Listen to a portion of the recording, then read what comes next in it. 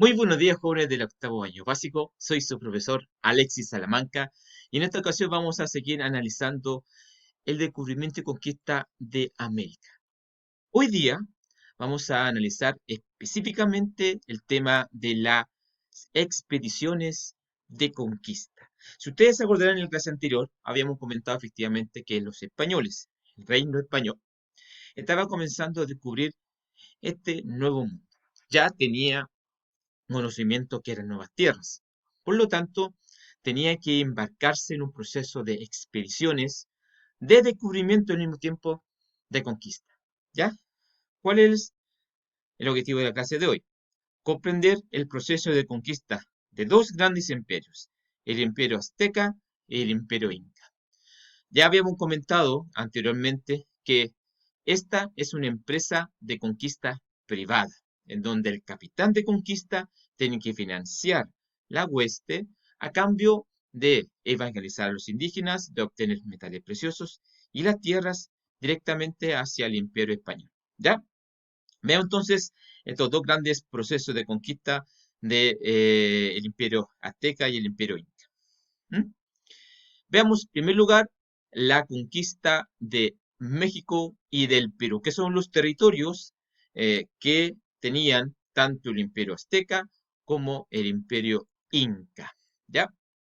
Efectivamente, al momento de iniciarse la conquista por parte de los españoles, estas grandes civilizaciones estaban organizadas como imperios, gobernados por Moctezuma en el caso de los aztecas, que están ubicados actualmente en México, y por el Inca Atahualpa, en lo que usted conoce actualmente como el Perú.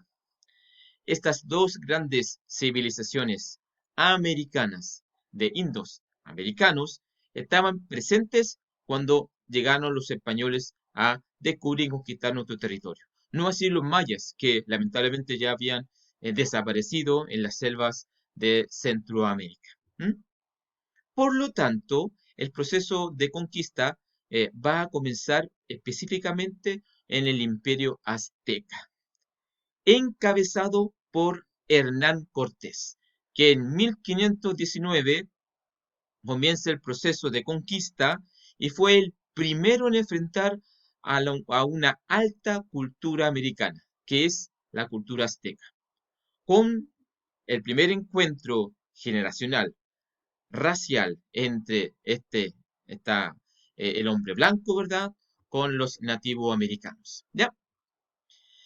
Debido a la leyenda del regreso de Quetzalcóatl, ¿verdad? Este gran dios del pueblo azteca,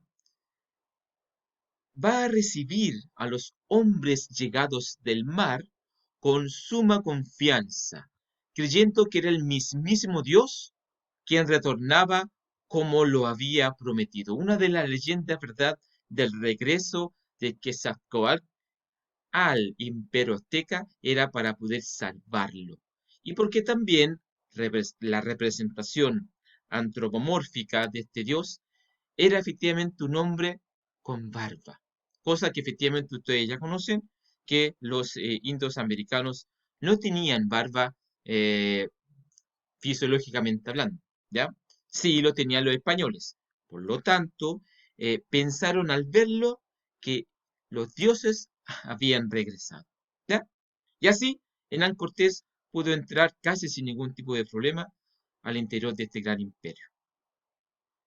En Tenochtitlán, capital del imperio azteca, Moctezuma, emperador azteca, pensando que era un dios, lo recibió a Hernán Cortés con hospitalidad. Es decir, ya en 1519, 1520, ya había llegado el español a esta magnífica ciudad azteca, esta gigante ciudad que obviamente para el español era una Venecia de América. Imagínense Venecia, chiquillo, pero en el lago Texcoco, ¿verdad? Texcoco, que era el lago donde estaba la ciudad, y la grandiosa ciudad de Tenochtitlán. Y en ese lugar, Moctezuma recibe a Hernán Cortés. Pero, obviamente, luego de un tiempo, el mismo líder, Moctezuma, va a descubrir que los nuevos hombres no tenían intención, no tenían la intención que ellos pensaban, sino que efectivamente el español quería apoderarse de los metales preciosos con lo que contaban los aztecas. Ellos, Moctezuma y el pueblo pensaban que venían en paz, pero en realidad los españoles necesitaban buscar los metales preciosos que poseía el imperio azteca. Por lo tanto, comenzó en ese momento un gran problema, obviamente entre el español y Moctezuma. En la llamada Noche Triste fue la culmine de la verdadera invasión por parte de los españoles en territorio azteca y significó la destrucción casi total de esta alta cultura mesoamericana. Sería el inicio de la desintegración de todo el continente. Lamentablemente, Tenochtitlán fue destruida. Lamentablemente, Moctezuma fue asesinado por los hombres de Hernán Cortés, ahí en el Palacio Real. Los españoles tuvieron que arrancar de Moctezuma. Por eso aparece el concepto de la noche triste, por lo cual los españoles tuvieron que salir de la ciudad por haber asesinado a su líder y posteriormente se reagruparon y hacia 1521 comenzaron a sitiar la ciudad de Tenochtitlán. De esta manera la ciudad capital cayó, había sido destruida. Por lo tanto, el emperador Carlos V va a nombrar a Cortés capitán general y gobernador de los territorios que antiguamente pertenecían al Imperio Azteca y que ahora se van a empezar a llamar Nueva España. Tristemente, esta cultura había quedado destruida por el ataque de la conquista española. Y obviamente, chiquillos, no va a ser olvidada. Por eso estamos analizándolo en el día de hoy. Posteriormente a la caída del Imperio Azteca, va a existir otra expedición que va a querer también conquistar el Imperio Inca. La conquista del Imperio Inca va a estar motivada por el viaje de Francisco Pizarro, que va a comenzar el proceso de sumisión de hasta este momento el glorioso Imperio Inca, por lo cual salió desde Panamá, en el centro de América, en 1531, rumbo al Perú. Ahí tenemos una imagen de Francisco Pizarro, capitán de la hueste, y que iba, ¿verdad? También Diego de Almagro, sí, el mismo descubridor de Chile, iba en la hueste de Francisco Pizarro.